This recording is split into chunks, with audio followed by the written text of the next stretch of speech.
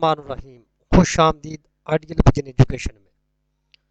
जैसे कि मैंने आपको बताया था कि आपको स्टेप बाय स्टेप आज हम quantity surveyor class number 13 part number 5 ये स्टील की हर चीज़ इसलिए बता रहा हूँ कि आपको सरिया निकालने में प्रॉब्लम ना हो, क्योंकि अभी हमने प्लिंथ बैंड का सरिया निकालना है तो उसके लिए आपको हर चीज़ का पता होना चाहिए। Quantity surveyor class number 13 steel lapping निकालने का आसान फार्मूला डाई के साथ निकालने का तरीका। अच्छा, एक तो आपको ये बात बता दूं मैं आपको, ये चीज़ें सारी आपको आनी चाहिए तब भी जाके आप सरगे की सही कैलकुलेशन कर सकते हैं। Formula column form overlapping formula लहदा है, बीम का लहदा है, वो मैं नेक्स्ट क्लास में बताऊंगा बीम का। ये आज मैं आपको कॉलम के फार्मूले का बताऊंगा। 40D इसका फार्मूला होता है, ये एक स्टैंडर्ड फार्मूला है, तो इसी के साथ हम काम करते हैं। तो मैंने इधर सारे डाई के हिसाब से आपको फार्मूला निकाल के दिया हुआ है। अभी तरीकाकार मैं बता देता हूँ। अभी आप ये देख रहे हैं डी ज़रब 24, यानी कि आपने 3 सूत्र सरिये को ज़रब देनी है 24 के साथ।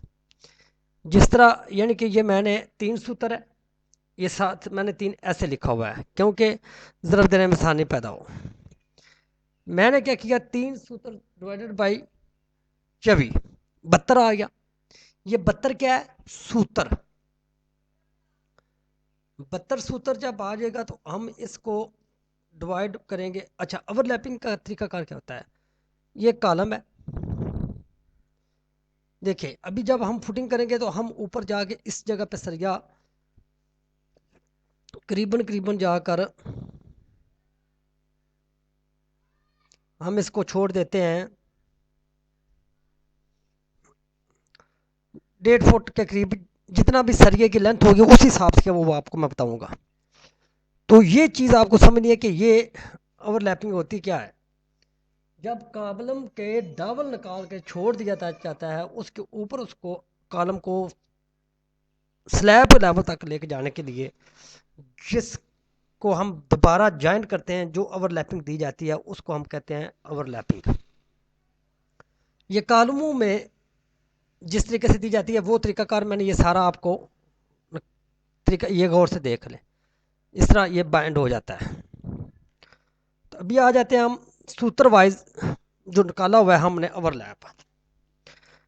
अच्छा, अभी ये देखें 3 ज़रब ये हो गया, ये तो एक स्टैंडर्ड फार्मूला है डी ज़रब 24। तो इसको हमने ज़रब दिया 72 आ गया।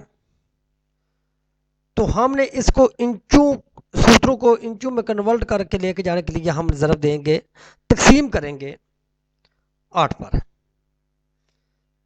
जितना भी डाया होगा उसको 8 पर करेंगे। तो इसको अगर हम तकसीम करेंगे 9 इंच का, अभी हमें पता चल गया कि ये 9 इंच है। फिर मेरी बात गौर से सुनिए, 4 सूत्र ज़रब 24 96 तकसीम 8 सूत्र पे, तो ये आ गया 12 फुट। यानी कि 4 सूत्र के सरिये का ओवरलैप हम देंगे 1 फुट का। अगर 5 सूत्र का, हाँ एक और बात याद रखना है, ये मुख्तलिफ महकमों में मुख्तलिफ तरीके से यहाँ पे जो अगर डी चबी है तो कुछ महकमे ऐसे में होते हैं जो ओवरलैप ज़्यादा भी रखते हैं।